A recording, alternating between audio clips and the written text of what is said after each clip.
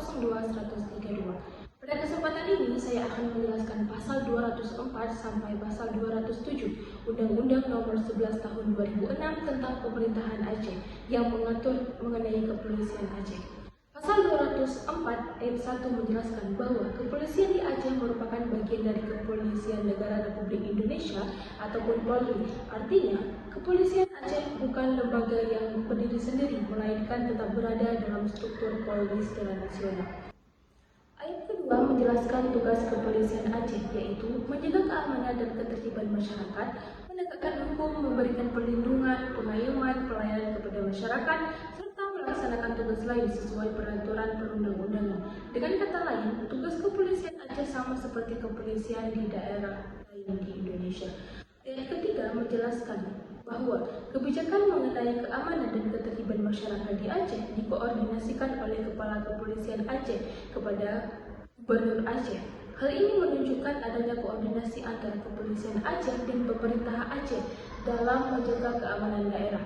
Ayat keempat menjelaskan bahwa pelaksanaan tugas kepolisian Aceh di bidang keamanan dan ketertiban masyarakat dipertanggungjawabkan kepada Gubernur Aceh. Jadi, dalam pelaksanaan tugas yang berkaitan dengan ketentraman masyarakat, Kapolda Aceh juga memiliki tanggung jawab kepada Gubernur. Ayat kelima menjelaskan bahwa Kepala Polisi Aceh tetap bertanggung jawab kepada Kepala Kepolisian Negara Republik Indonesia dalam hal pembinaan kepolisian dan pelaksanaan tugas sebagai bagian dari Polri. Jadi, terdapat hubungan koordinasi dengan Gubernur Aceh, tetapi secara berkembang tetap berada di bawah Kapolri.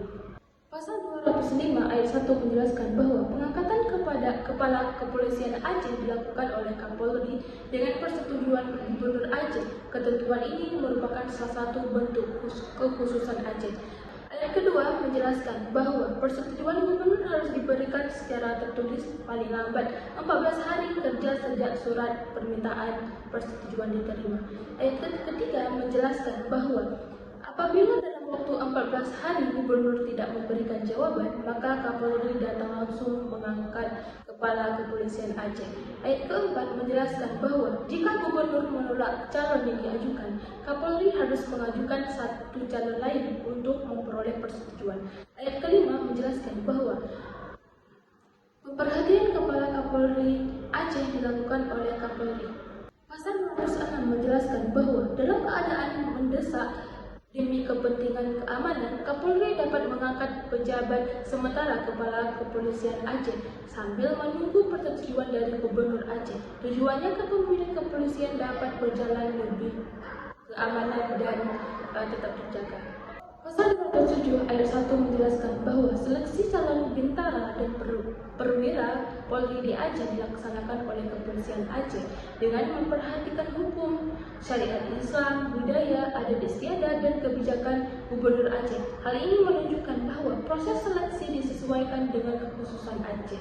Ayat kedua menjelaskan bahwa pendidikan dasar calon bintara dan pelatihan bagi bintara kepolisian Aceh diberikan kurikulum muatan lokal serta menekankan penghormatan terhadap hak asasi manusia.